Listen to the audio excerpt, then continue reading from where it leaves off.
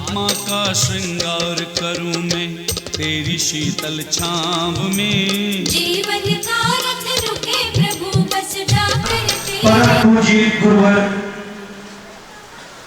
मुनिपुंगव सुधासागर महाराज जी की आज बहुत सी सप्तमी का जो कार्य हुआ वो एक अतिशयपूर्ण कार्य हुआ।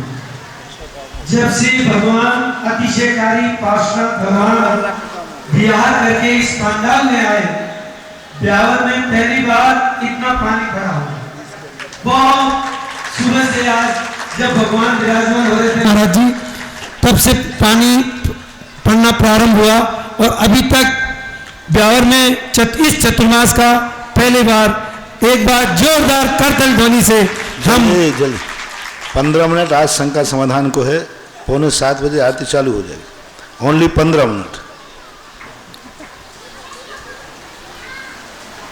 ऑनलाइन सुधा कलश चैनल के माध्यम से हमें प्राप्त हुए हैं।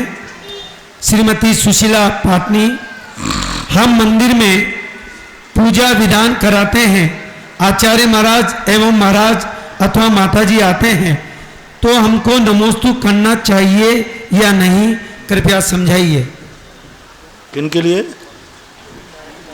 विधान कोई चल रहा है उसमें माताजी महाराज वगैरह आते हैं, आचार्य महाराज आते हैं, उनको नमोस्तु करना चाहिए। कर लेना चाहिए। एक व्यवहारिकता औपचारिकता है, करना चाहिए और वहाँ पर उनको खड़े हो जाना चाहिए। स्थान भरी नहीं छोड़ें लेकिन खड़े हो जाना चाहिए। और कभी कभी तो क्या है, महिलाएं बीच रास्ते में बैठ जाती हैं तो महाराज को निकलने के लिए भी जगह चाहिए, तो फिर पूजा की थाली और स्थापना भी खिसका देना चाहिए। हाँ, अक्सर कर महिलाएं बीच में बैठ जाती हैं। हम कभी नमोस्तु रास्ते में चलते ना तो वो महिलाएं बिल्कुल बीच में नमोस्तु करेंगे, महाराज जी अब हमें तो लांग के जा नहीं सकते। तो ये भी गलत बात है। पहले से जगह छोड़ के रखो और कोई साधु आया है तो वो खड़े हो जाना चाहिए, कम से कम इतना तो रहना ही चाहिए। और मस्तक झुका करके प्रणाम कर लेना चाहिए। मान लो बैठ के नमोस्तु की स्थिति नहीं बन रही है तो नमस्कार 3 प्रकार का होता है। आँखों से नमस्कार होता है, जैसे मान लो अपने झुकने की स्थिति नहीं है, पलक झुका दिया, ये नेत्र नमस्कार कहलाता है। एक होता है गर्दन झुका दी, एक नमस्कार होता है, ये प्रणाम में आता है। और नमस्कार में फिर बैठ करके गवासन से नमस्कार करना, ये नमस्कार सही नमस्कार तो यही है, गवासन से बैठ कर के नमस्कार करना, यही लिखा। जो आप घुटने टेक कर नमस्कार करते हो ये तो कहीं शास्त्रों में आया नहीं। त्रियंचों का नमस्कार है, मनुष्यों का नमस्कार तो गवासन से ही कहा। लेकिन नेत्र नमस्कार भी कहलाता है। कभी कभी मान लीजिए हम सामायिक में प्रतिक्रमण में बैठे हैं और ऐसी स्थिति में है गए तो हम आँख, मान लो कोई गुरु महाराज आ गए तो हम नेत्रों से नमस्कार कर लेंगे। हम महाराज कह रहे हैं गवासन नहीं बने तो जीन्स टाइट पहने हुए है तो अब ये तो में तो बड़ा खतरा है।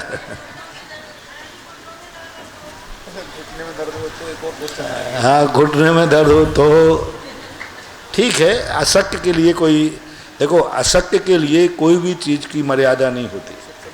हाँ, अब बीमारी ऐसी हो गई कि वो माला बैठ के फेर ही नहीं सकता तो लेटे लेटे फेरेगा। अपवाद मार्ग को मार्ग मत बनाओ। अपवाद मार्ग जो है वो परिस्थिति हो, विपत्ति काले मर्यादा नास्ती, तो सीधी बात है। इन्हीं का एक क्वेश्चन और है महाराज जी। सुबह 5 बजे मंदिर जाते हैं तो क्या चावल चढ़ाना चाहिए या नहीं? नहा के बिना नहाए नहा के ज़्यादा चढ़ाना चाहिए, उसमें क्या? नहीं, अगर सूर्योदय महाराज जी 5:30 हो, सूर्योदय से नहीं, उजेला हो जाए, बस इतना ध्यान रख लो। उजेला हो जाता है तो इसका अर्थ है कि आपके देश में कहीं ना कहीं सूर्य का उदय हो गया है। अपने यहाँ मान लो उजेला है तो इसका अर्थ है कि शिखर जी में उजेला, सूर्य का उदय हो चुका है, तभी उजेला बनेगा। उदय के बिना उजेला बनता ही नहीं है। ललाम में रहता है तो वो कहीं ना कहीं हो चुका है। अपने यहाँ ललामी है, शिखर जी में तो वो काफ़ी अच्छा आ गया है। 1 घंटे का फर्क है। 1 घंटे तो 1 घंटे में ललामी तो रहती नहीं। यानी वहाँ सूर्योदय हो रहा है, यहाँ उसकी लालिमा दिख रही है।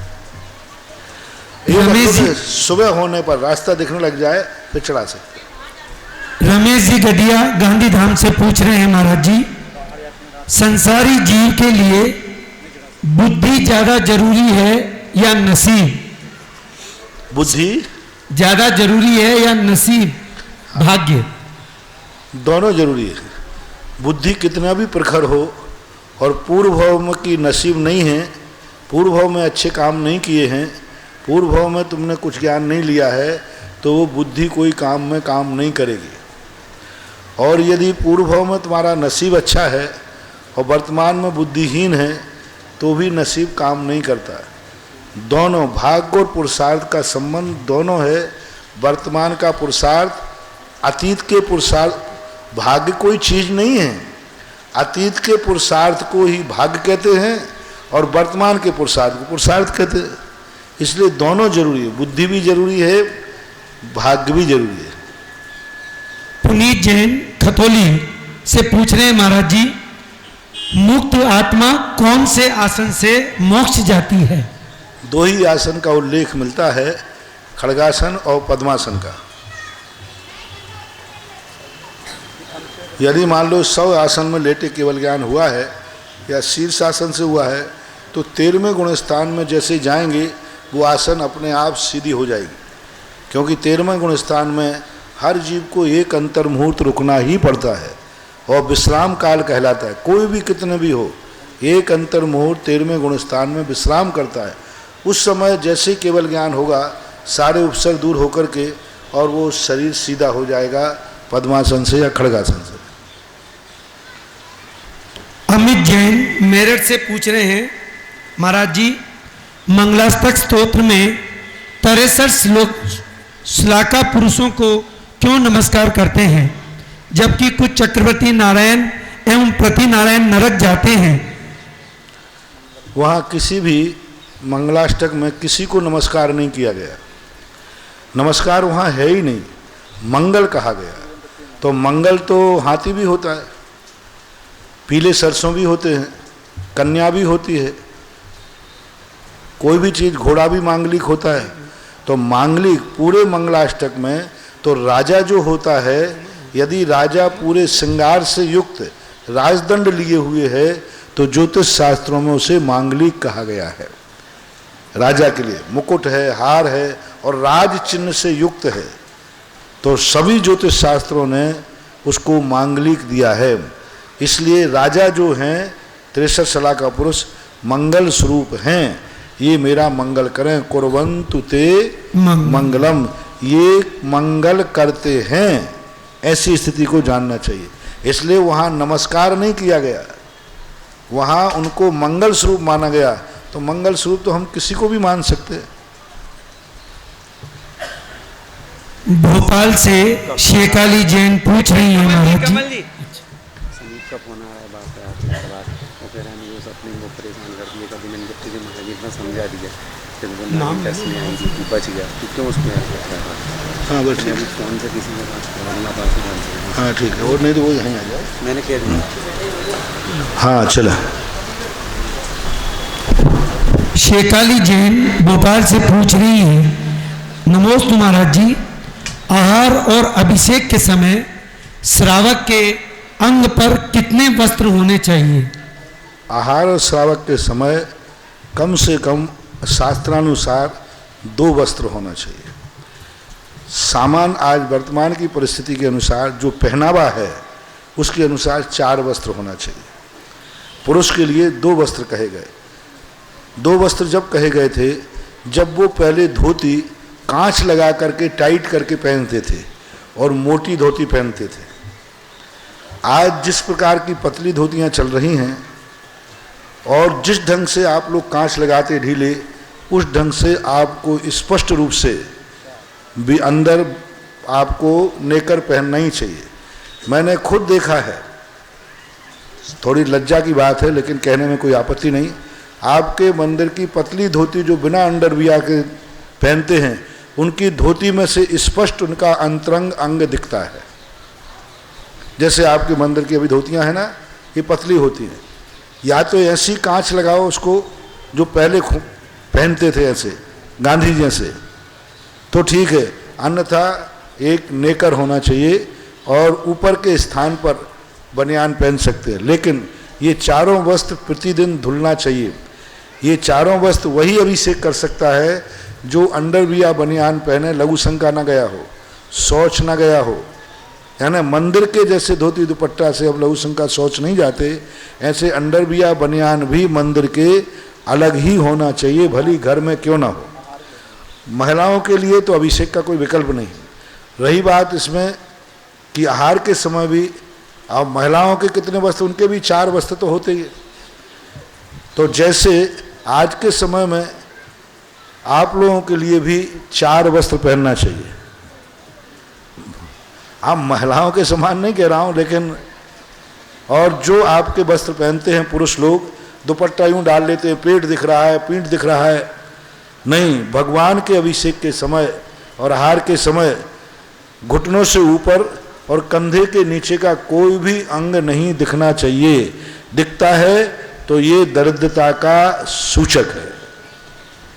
आहार के समय भी और भगवान का जिस समय अभिषेक करते हैं उस समय सिर ढका हुआ होना चाहिए।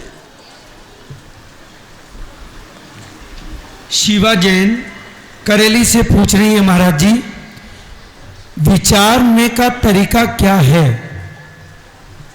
Way of thinking. विचारने का तरीका क्या विचार करें? प्रमाण अपने यहाँ तो कहा है 4 भव हैं, 4 कार्य हैं, स्थापना, भाव, निक्षेप। निक्षेपों को अपने यहाँ कहा ना, तो 4 निक्षेप होते हैं, स्थापना निक्षेप, द्रव्य निक्षेप, नाम निक्षेप और भाव निक्षेप। इन 4 तरीकों से वस्तु को विचार करना चाहिए। और दूसरा तत्वार्थ सूत्र में कहा है, किसी भी वस्तु के संबंध में विचार करने निर्देश, स्वामित्व, साधनाधिकरण, स्थिति, विधानतः। ये जो 7 सूत्र है, निर्देश आपका लक्ष्य क्या है, स्थिति, स्वामित्व, ये 4 तरीके। दूसरा सूत्र तत्वार्थ सूत्र में कहा है, सत्संख्या, क्षेत्र, स्पर्शांतर, स्पर्श, कालांतर, भावाल्प, बहुत तैश्य। ये सत वस्तु है कि नहीं जिसके संबंध में हम विचार कर रहे हैं, उसकी संख्या कितनी है, सत संख्या। क्षेत्र वो कहाँ उपलब्ध है, शेष संख्या। स्पर्श वो वस्तु कल कहाँ थी, आज कहाँ है, कल कहाँ रहेगी। काल ये वस्तु कौन से काल में उपलब्ध हो सकती है। अंतर ये वस्तुओं में से सब एक वस्तु समान है कि इसमें अंतर है। ये आज मिलती है, जैसे कई फल हैं अभी मिलते हैं, बीच में 6 महीने नहीं मिलेंगे, अंतर अल्प बहुत। ये वस्तु भाव यानी इसका किस प्रकार की परिणति है, अल्प बहुत, ये छोटी है या बड़ी है। स्थिति, विधान, प्रकार कितने प्रकार हैं, इसकी स्थिति कितने दिन टिकने वाली है। तो तत्वार्थ सूत्र के अंदर 2 सूत्र मुख्य रूप से किसी वस्तु में विचार करने के लिए दिए गए हैं। पहले अध्याय में ही ये दोनों सूत्र हैं। दिव्यांशु जैन और परिधि जैन तैयार रहें।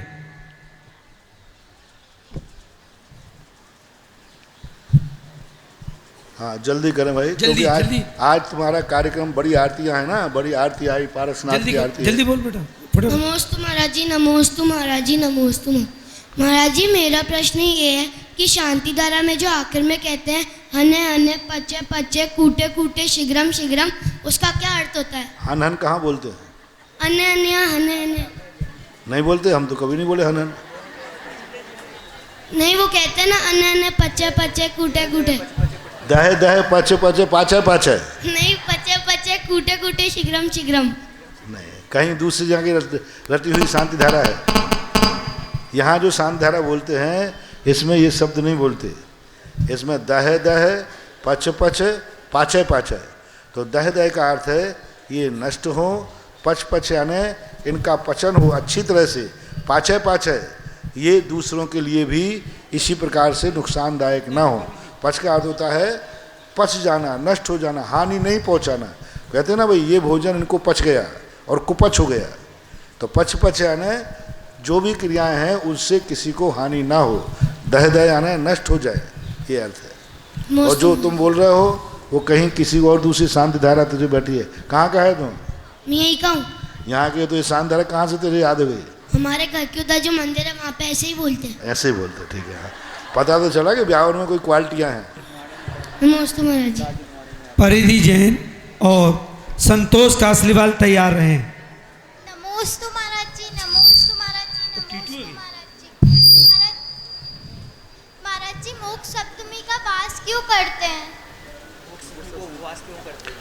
मोक्ष मक्ष्मी को उपवास इसलिए करते हैं कि जिससे भविष्य का जीवन बहुत अच्छा निकले, भविष्य में हमारे ऊपर कोई संकट नहीं आए। और एक कन्या का संबंध में एक कथा आती है कि कन्या ने ऐसा किया था तो उसको ससुराल अच्छी मिली थी, उसके जीवन में सासू खतरनाक नहीं मिलती इसलिए ऐसा उसके संदर्भ, बाकी ऐसा कुछ नहीं है। बहुत अच्छा आज लगा मुकुट सप्तमी में हमने पहली बार ये देखा कि यहाँ 2 बच्चों ने भी मुकुट सप्तमी की है। सज्जन बाबू के घर में सुधीर के दोनों बच्चों ने किया और ये बच्चों ने बहुत अच्छा किया। मोक्ष सप्तमी बच्चों को भी करना चाहिए और कुंवारी ही क्यों करते हैं, विवाहित लोगों के लिए भी मुकुट सप्तमी करना चाहिए, कहीं निषेध नहीं है। उन छोटी छोटी बच्चियों को करा देते हैं और मम्मी 2-2 3-3 बार खा लेती है। विवाहित लोग भी कर सकते हैं, महाराज लोग भी कर सकते हैं, करना चाहें तो। पहले तो करते थे महाराज जी, है पहले हम लोग तो करते थे खूब। हाँ तो करना चाहिए और विवाहित लोगों को भी मुकुट सप्तमी करना चाहिए, बहुत अच्छा है, इसमें कहीं दोष नहीं। एक तो पारसनाथ का दिन है, दूसरा इसके दिन कथा है, तो वो तो एक कथा है। जैसे अब सिद्ध चक्र मंडल विधान का अतिशय मैना सुंदरी ने किया सो हुआ, तो फिर अब स्त्रियों को सिद्ध चक्र करना चाहिए, पुरुषों को नहीं करना चाहिए। तो ऐसी बात नहीं। अब नवोकार मंत्र अंजन चोर को सिद्ध हुआ तो नवोकार मंत्र पुरुषों को पढ़ना चाहिए, स्त्रियों को नहीं पढ़ना चाहिए। फिर चोरी पढ़े, साहूकार नहीं पढ़े, ऐसा नहीं है। वो तो एक घटना है कि उन्होंने बच्ची ने किया, उसका उसको फल मिल गया। सब पूरे पुरुष स्त्री पुरुष सब मुकुट सप्तमी के उपवास करने में कोई बाधा नहीं, करना चाहिए। और दोनों बच्चों ने किया, मुझे अच्छा लगा कि बच्चों में ये परंपरा चालू होना चाहिए, बहुत अच्छा।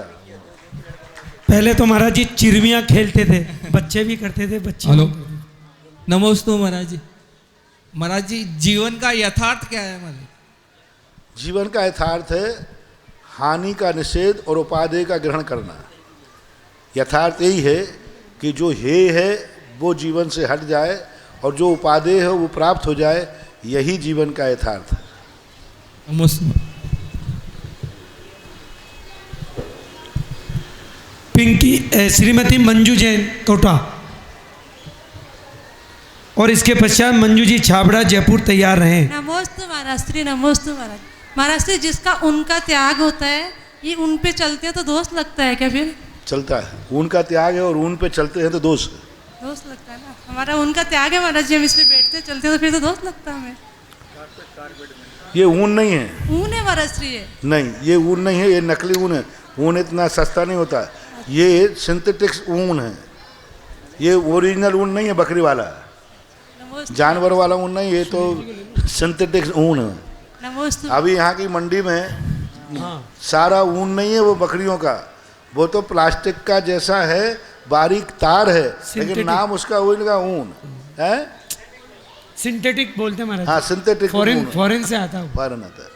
सुनील जी जैन तैयार रहें। नमोस्तु महाराज जी। महाराज जी वस्तु और द्रव्य में क्या अंतर है, और द्रव्य में सप्तभंग लगते हैं या नहीं लगते हैं, और लगते हैं तो कैसे? द्रव्य में सप्तभंग लगते हैं या नहीं लगते, और कैसे अच्छा लगते हैं?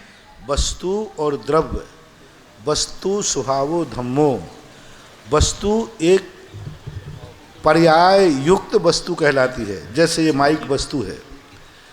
और द्रव्य जो कहलाता है वो द्रव्य एक अपने आप में पर्याय की मुख्यता वहाँ नहीं है। जीव यूँ मानो पुद्गल द्रव्य, तो द्रव्य है वो किस पर्याय में है इससे कोई मतलब नहीं है। और यही पुद्गल ये वस्तु है, माइक है ये वस्तु है, घड़ी ये वस्तु है। तो वस्तु का स्वभाव होता है, द्रव्य का कोई स्वभाव नहीं होता। वस्तु स्वभाव हो, जब वही वस्तु किसी पर्याय को स्वीकार कर लेती है तो वह वस्तु रूप कहलाती है। यानी पर्याय से द्रव्य को पहचानना वस्तु है, और पर्याय और गुणों को ध्यान में न रख के मात्र वस्तु की तरफ दृष्टि रखना वो द्रव्य है। वस्तु के अंदर मुख्यता पर्याय की है कि पर्याय इस समय बस द्रव्य जो है किस पर्याय से युक्त है, उसका स्वभाव क्या है। जैसे पुद्गल द्रव्य घड़ी में है, तो अब ये घड़ी का स्वभाव क्या है कि समय बताना। अब द्रव्य का स्वभाव क्या है, पूरण गलन, सामान पुद्गल द्रव्य का। तो पुद्गल की दृष्टि से जब हम कहेंगे तो कहेंगे इसका पुद्गल का स्वभाव पूरण गलन है, स्पर्श रस गंध वर्ण वाला है। और जब वस्तु का स्वभाव कहेंगे तो हम कहेंगे वस्तु का स्वभाव है घड़ी का घड़ी बताना। वस्तु अनंतानंत होती हैं और द्रव्य जो होते हैं एक होते हैं। एक द्रव्य त्रिकाल पर्यायों की अपेक्षा देखा जाए तो अनंत अनंत रूप धारण करता है और अनंत अनंत उसके स्वभाव हैं। यही पुद्गल यदि मान लीजिए माइक बन गया तो उसका स्वभाव अलग हुआ, यही पुद्गल फुग्गा बन गया अलग स्वभाव हो गया, यही फुग प्लाई बन गया अलग स्वभाव हो गया। तो पर्याय की मुख्यता से जब द्रव्य को पहचाना जाता है उसे वस्तु बोलते हैं, और मात्र पर्याय और गुणों को गौण करके वस्तु को स्वीकार किया जाता है उसे द्रव्य बोलते हैं।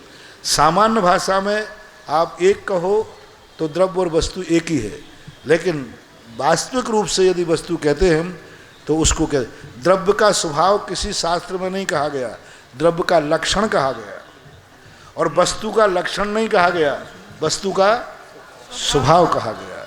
इनमें बहुत अंतर है, इसलिए दोनों में अंतर है। मास्टर समकीत जिसने उपवास किया है, दूसरा सप्तभंगी। द्रव्य में सप्तभंगी लगते हैं क्योंकि ऐसा कोई भी द्रव्य नहीं है, कोई भी वस्तु नहीं है जिसमें सप्तभंगी नहीं लगती हो, क्योंकि द्रव्य अस्ति और पर द्रव्य की अपेक्षा से नास्ति। जहाँ ये दो लग जाएं वहाँ सातों अपने आप लगते ही हैं, क्योंकि कोई भी हाँ यदि एको ब्रह्मा द्वितीयो नास्ति, सारा एक ही द्रव्य होता तो फिर सप्तभंगी नहीं लगते।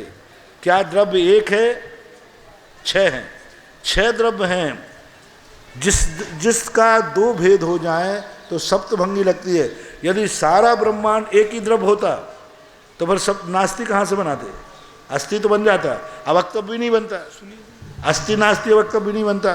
तो जिसकी संख्या एक से अधिक होती है उसमें सप्तभंगी लगता है। इसको सब में लगाना, द्रव्य एक नहीं है, द्रव्य छह हैं, इसलिए सप्तभंगी लगेगी। अब एक जीव द्रव्य में भी नाना प्रकार के जीव हैं, उनकी अपेक्षा से सप्तभंगी लगेगी। ऐसा। नमोस्तु महाराज जी। महाराज जी, मंदिर में वेदी के सामने गर्भगृह क्यों बनाया जाता है, और जहाँ गर्भगृह नहीं है वहाँ वेदी से कितनी दूर से दर्शन करने चाहिए, और महिला और अशुद्ध वस्त्र पहने जो पुरुष होते हैं वो गर्भगृह में प्रवेश करके दर्शन करते हैं तो उन्हें क्या दोष लगता है? गर्भगृह एक मंदिर का अंग है। जैसे अपने शरीर के अंग होते हैं ऐसे मंदिर के अंग होते हैं, और गर्भालय का मूल रीजन होता है भगवान की मर्यादा। पूरे मंदिर में व्यक्ति बैठता है, उठता है, उस गर्भालय के अंदर बहुत बड़ी शक्ति होती है, और उस गर्भालय का जो शेप होता है वहाँ सबसे ज़्यादा एनर्जी रहती है। अब महिलाओं को गर्भालय में जाना चाहिए या नहीं जाना चाहिए, नाना प्रकार के मंदिर हैं, कायदा से तो नहीं जाना चाहिए, लेकिन आजकल मंदिर संख्या इतनी बढ़ गई, लोग कह रहे हैं कि मंदिर बढ़ गए, और मैं कहता हूँ जनसंख्या बढ़ गई। इतनी ज़्यादा मंदिर हो गए, संख्या बढ़ गई कि गर्भालय में कोई भी कार्यक्रम करो तो सभी लोगों को नहीं दिखता गर्भालय की दीवार। इसलिए आज खुले मैदान में, खुले हाल में वेदी बनाने की परंपरा चल गई, जिससे सभी लोग दर्शन कर सकें, सभी लोग पूजन पाठ कर सकें। क्योंकि हर मंदिर में पहले जब मंदिर बनता है, जब आपका पारसनाथ मंदिर बना था मात्र वहाँ 15 लोग थे, आज वहाँ उस मंदिर के पास कितने लोग हैं? 125। और मंदिर वही है कि नहीं? वही है। तो अब फिर क्या करें? तो जब मंदिर बनता है तो गर्भालय ठीक है, लेकिन जब जनसंख्या बढ़ती है तो वही गर्भालय दिक्कत करता है। इसलिए गर्भालय नहीं बनते हैं, वो भी अपनी समाज की समस्या है। गर्भालय बनता है तो ये वास्तु का एक अंग है। और महिलाओं की बात बता दी, सामान्यता नहीं जाना चाहिए, यही श्रेष्ठ है। गर्भालय में तभी जाना चाहिए जब भगवान की इस सेवा करना हो, अभिषेक करना हो, प्रक्षाल करना हो, तब पूजन पाठ जो है नृत्य मंडप में होना चाहिए। हमारे यहाँ गर्भालय के बाद आती है कौली के बाद आता है नृत्य मंडप के बाद दूसरा नृत्य मंडप आता है जहाँ ढोलक वाले आदि बैठते हैं। तीसरा आता है श्रृंगार चौकी के पहले व्यक्ति सामान्यतः शुद्धि अशुद्धि में रह सकता है। दूसरा जो मंडप बनता है, पहले तो बहुत बड़ी इसकी है, पहले प्रवेश करते ही ध्वजभूमि आती है, ध्वजभूमि के बाद आती है पाद प्रक्षालन भूमि के बाद आती है श्रृंगार चौकी के बाद आता है प्रथम नृत्य मंडप जहाँ ढोलक बजाने वाले बैठते हैं गंधर्वादी, फिर आता है पूजन करने वाला नृत्य मंडप, फिर आता है कौली कहलाती है, गर्भालय और नृत्य मंडप के बीच में बनती है, 2-3 फुट की होती है वहाँ, और फिर आता है गर्भालय। ये मंदिर के अंग कहलाते हैं, इन अंगों के अनुसार बनाए जाते थे। अंतिम क्वेश्चन समकित जैन। नमोस्तु महाराज जी, नमोस्तु महाराज जी, नमोस्तु महाराज जी। महाराज जी मेरा प्रश्न ये है कि मोक्ष समिति में 7 बार रखते हैं, उनसे ज़्यादा भी रख सकते हैं क्या? मोक्ष 7 बार करते ठीक है, और जिंदगी भर करते हो तो कोई नुकसान नहीं है, पूरी जिंदगी भर भी करो तो कोई आपत्ति नहीं। 7 बार नहीं कर सकते हो ज़्यादा तो 7 बार की इसलिए पाबंदी कर दी कि 2-3 बार करके ना छोड़ देवे, कम से कम 7 बार तो करे, और उसके बाद करते रहो जिंदगी भर, कोई बात नहीं। महाराज जी एक चीज़ और रह गई थी कि वेदी पर द्रव्य चढ़ा देते हैं, जबकि द्रव्य चढ़ाने का पात्र और टेबल मौजूद रहती है, फिर भी वेदी पे द्रव्य चढ़ाते हैं। तुमने तो बहुत अच्छी गाय वेदी पे चढ़ाई, हमने तो ये देखा है कि भगवान के ऊपर ही हथेली में चढ़ा देते हैं। अब क्या करें, अज्ञान दशा है। वैसे वेदी से हट करके बनना चाहिए चढ़ाने का स्थान, टेबल आदि पर उस पर चढ़ना चाहिए। देखिए अभी